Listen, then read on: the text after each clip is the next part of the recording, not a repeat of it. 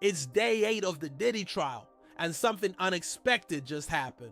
One of the witnesses almost refused to testify unless he got full immunity, and when he finally took the stand, what he shared wasn't just shocking, it added serious weight to the prosecution's claim that Diddy didn't act alone. From a Miami mansion raid filled with designer bags, drugs, and untraceable weapons, to expert testimony unpacking what trauma actually does to a victim's memory, this day had layers. It wasn't loud, it wasn't explosive, but it was heavy.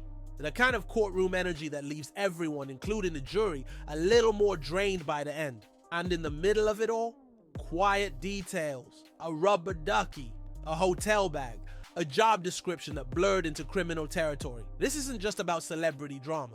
It's about control, complicity, and the logistics behind a life that many only saw in music videos. Let's break down what really went down and why day 8 may be a turning point in this case. The day started with HSI Special Agent Gerard Gannon. Back on the stand, if his name sounds familiar, it's because he led the federal raid on Diddy's Miami mansion back in March 2025, the one that made headlines everywhere. Today, he wasn't just talking. He brought visuals, evidence bags, photos, cold clinical details that stripped away any glamour from Diddy's luxury lifestyle. He held up a Gucci bag.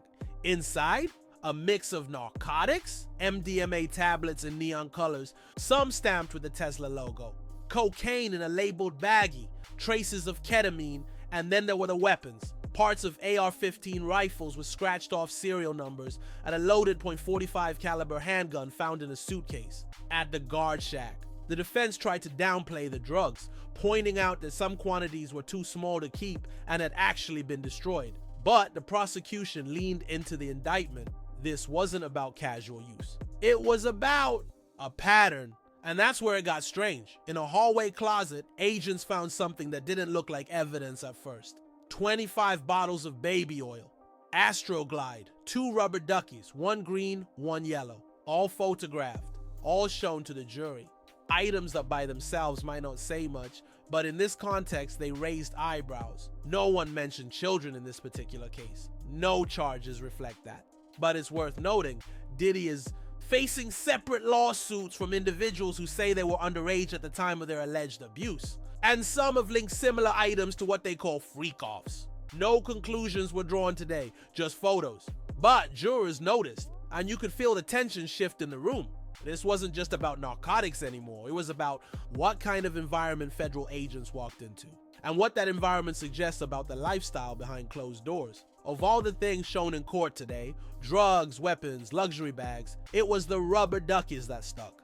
With people, 2 of them, 1 green, 1 yellow, found in a hallway closet next to bottles of baby oil and Astroglide. Items prosecutors believe were part of Diddy's so-called freak-off kit. Now by themselves, rubber ducks aren't sinister, they're bath toys. But it's where they were found out raised questions. In court, no one accused Diddy of involving minors in this specific case. And to be absolutely clear, this trial isn't about that.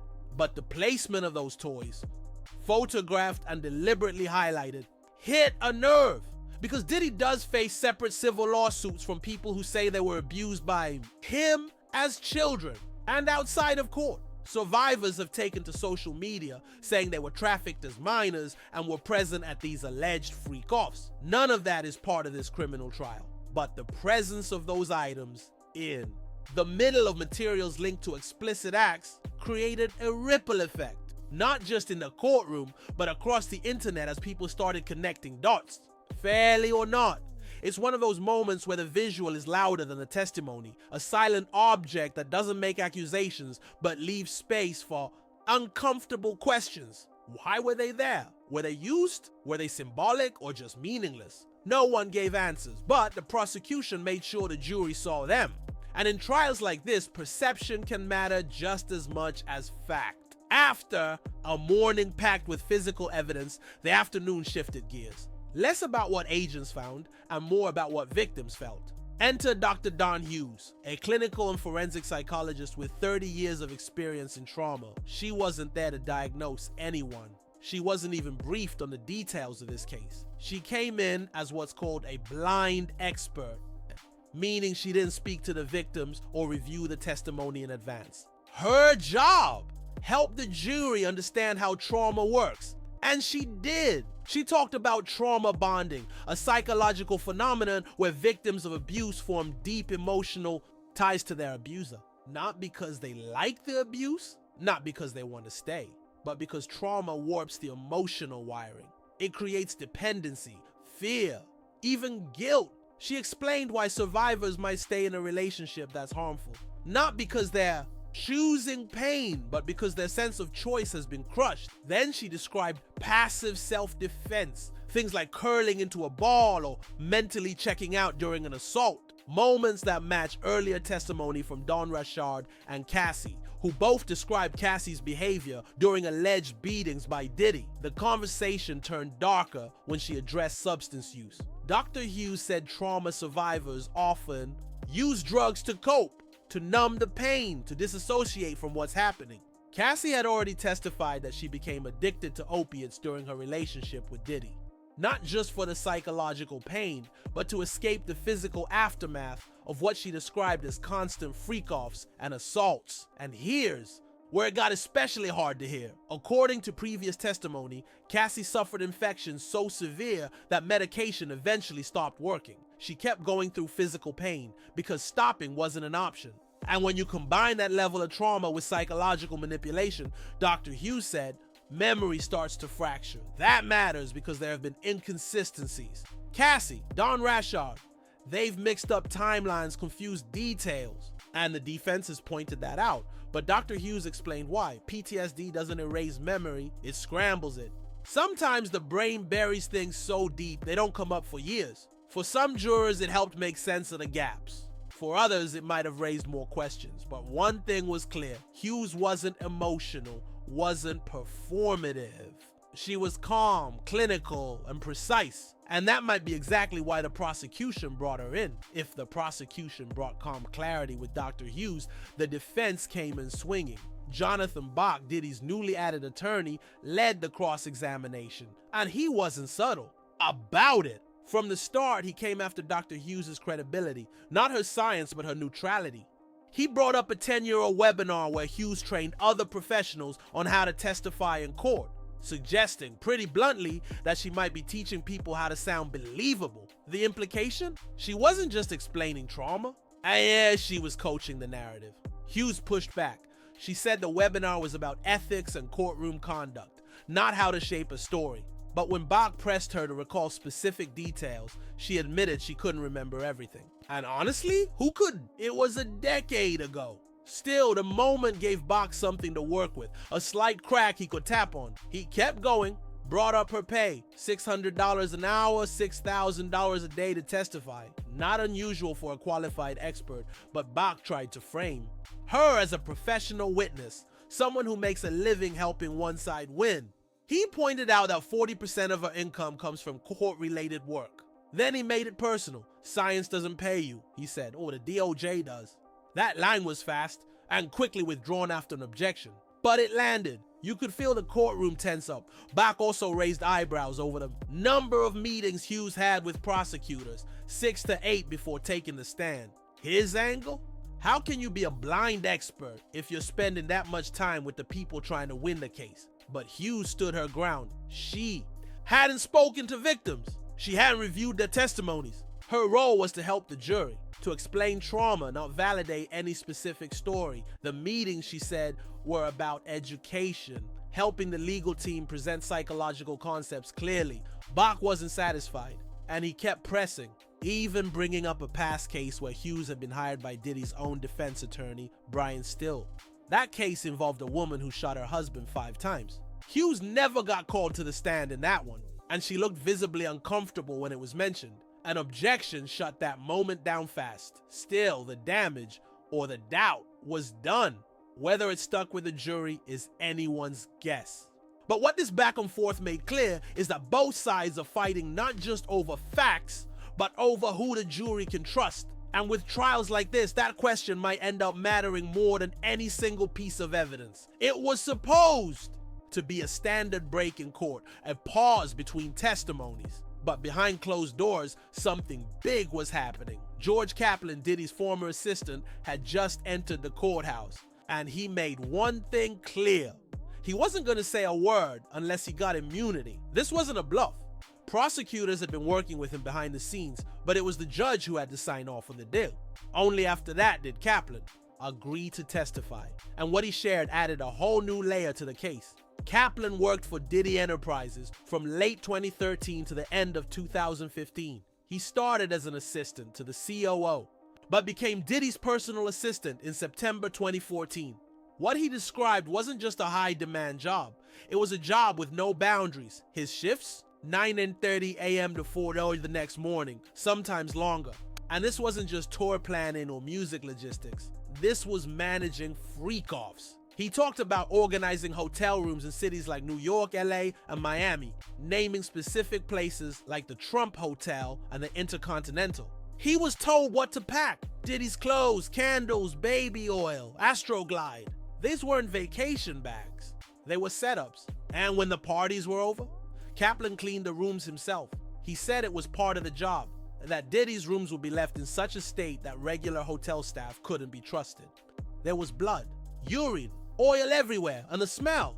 He didn't hold back. Disgusting. Hotels reportedly demanded full redecorations after some of these stays, billing damage in the tens of thousands, sometimes more. But Diddy's reputation came first, and Kaplan's job was to protect it. That meant more than just clean-up duty. He testified that he used company funds, a corporate credit card, to buy supplies for these events.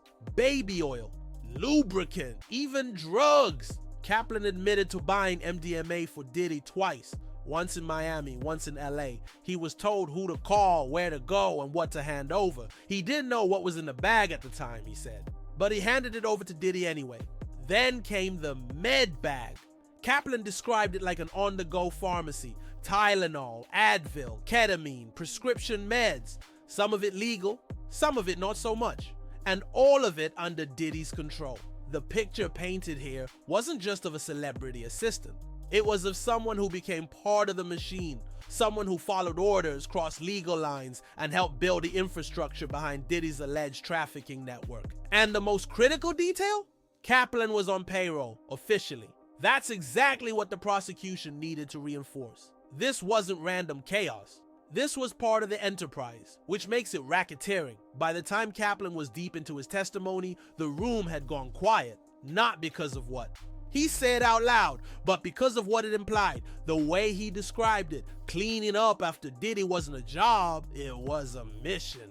One that required loyalty, silence, and a strong stomach. He said it himself. Hotel rooms were so trashed that staff couldn't be trusted. There were liquids everywhere, baby oil on the tables, beds, floors, sometimes blood, sometimes urine, and then there was the smell.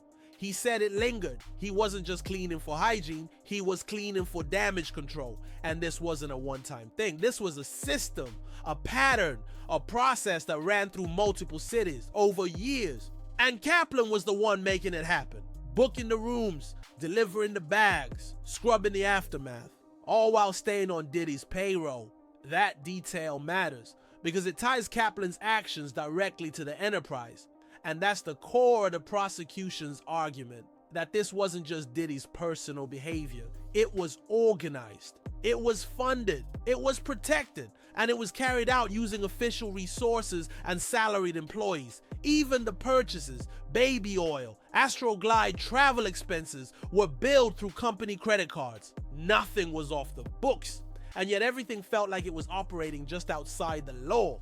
Kaplan wasn't just a witness. He was proof that the line between Diddy's business and his personal behavior had blurred, or maybe disappeared entirely. The prosecution didn't have to say it directly. The implication was already hanging in the air. If your employee is buying drugs and setting up sex acts on the company card, then how separate is your brand from your crimes? And that's where things get dangerous, because racketeering charges rely on that overlap, on showing that a legitimate enterprise was used to carry out illegal acts. Kaplan's testimony didn't just confirm that overlap, it lived in it. At this point, the prosecution wasn't just telling a story, they were building a case around infrastructure.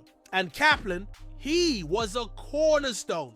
His testimony drew a straight line between personal excess and corporate compliance. Everything he did, from booking hotel rooms to buying supplies, was done as part of his job. His role didn't just support Diddy's lifestyle, it supported, allegedly, a larger operation. That's critical because the sex trafficking charge isn't just about individual acts. It's about a pattern, a structure, a system that allowed these events to happen again and again, across cities, across years, with help from employees, assistants, and corporate resources. And Kaplan's account showed how that system worked. He wasn't improvising. He followed instructions, called numbers, picked up drugs, cleaned up rooms, protected the brand. He did what was expected, even when those expectations crossed into criminal territory, and the prosecution knows the value of that detail. Because racketeering isn't just about bad behavior, it's about using legitimate businesses as a front for illegal activity. And when someone like Kaplan, who received W-2s, corporate cards, and executive titles, is involved in setting up events that allegedly involve trafficking and violence, that's not a personal problem. That's a business model. And it's the exact connection the prosecution needs to prove that this wasn't just about Diddy the man, but about Diddy the mogul, the brand, the enterprise. From outside, the operation looked slick, exclusive, untouchable. But Kaplan's testimony pulled back the curtain, showed the logistics, showed the quiet workers behind the scenes, showed how this empire, for all its luxury, might have been built on something far darker than music. And that may be the hardest thing for jurors to unsee. By the end of the day, the courtroom didn't feel like a war zone. It felt like a grind. You could see it on people's faces. Reporters slouched, spectators rubbed their eyes. Even the jury looked worn out. This wasn't the kind of drama that makes headlines the next morning. It was the slow, heavy kind, the kind that lingers. Between Agent Gannon's evidence logs and Dr. Hughes' psychological deep dive, the day felt like it moved through molasses. Detailed, dense, at times overwhelming, but every now and then something would jolt the room back to life, like when Jonathan Bach went after Dr. Hughes. Credibility, or when Kaplan described the destruction left behind in those hotel rooms. Blood, urine, oil, the sheer bluntness of it snapped people awake. Or when the judge, clearly exhausted by the back and forth sidebars, joked about needing music to drown them out. Even in high-stakes trials, tension sometimes comes out sideways, in sarcasm, in small moments of release. Then there was Diddy himself. He didn't say much, but during one break, he turned and spoke to his sons, Justin and Christian. No one could hear what he said. No one even tried to guess. But the brief exchange was enough to remind everyone, this isn't just a court case. It's a public reckoning, a family watching their father stand trial, a brand fighting to survive, and through it all the jury watched. That's what matters most. Not the press, not the pacing. The jurors who sat through hours of evidence, expert testimony, and emotional undercurrents have the only opinions that count. And the deeper the prosecution digs into logistics, power dynamics, and silence, the more personal this story becomes. Less about luxury, more about control, about who had it, and who was trapped inside of it. Just when it felt like Day 8 couldn't get heavier, the prosecution left the room with a teaser. Kid Cudi, yes, the rapper, was expected to testify. Not today, but tomorrow. And according to reports, it's not about music. It's about retaliation. Cassie had already testified that after her relationship with Diddy ended, she grew close to Cudi. Not long after, his car exploded in his driveway. Cassie claimed Diddy made it happen, that he admitted it, that it was a message, and now Cudi is set to take the stand to either confirm or challenge that story. If he does confirm it, that takes the case in a whole new direction, away from just abuse and into intimidation. If he doesn't, the defense will seize on it as a hole in Cassie's credibility. Either way, it's going to be a pivotal moment. Also on deck, the continuation of George Kaplan's testimony. Prosecutors aren't done with him yet. He opened the door into Diddy's inner circle. Now they're walking the jury through it, detail by detail. And that's really what this case is becoming. Not just a story about trauma or even about sex trafficking, but about how power was used. How it moved through assistants, hotel rooms, credit cards, silences, how it made people cooperate. Stay quiet, clean up. We're now heading toward the middle of the trial. It's expected to stretch across 8 to 10 weeks. But what's becoming Clear is that this isn't about one bad night or one bad relationship. It's about a system, one that may have gone unchecked for years. And if Kid Cudi shows up tomorrow and adds fuel to that narrative, things could escalate fast. Day 8 didn't end with fireworks. It ended with weight, the kind of weight that builds slowly, not from any one piece of evidence, but from accumulation. A raid, a psychologist, a rubber duck, a former assistant. With a corporate card and a long memory, each piece on its own might raise eyebrows. Together, they start forming a shape the jury can't ignore. What the prosecution seems to be doing isn't flashy, it's deliberate. They're laying down bricks, building a case that says this wasn't chaos, it was control. And that control extended beyond Diddy himself, into his staff, his company, his silence, but the defense isn't rolling over. They've challenged credibility, they've pointed out gaps, and they've planted just enough doubt to remind the jury. Everything in this case comes down to trust. Trust in memories blurred by trauma. Trust in witnesses with immunity. Trust in the idea that a business mogul might have turned his empire into something much darker. The trial still has weeks to go. More witnesses, more cross-examinations, and possibly more surprises. But one thing is clear, what's unfolding in that courtroom isn't just a legal battle. It's a reckoning for Diddy, for his legacy, and for everyone who ever worked in the shadows behind the fame. Because when the music stops and the testimony begins, the question is no longer who was in the room, it's who helped keep the door closed.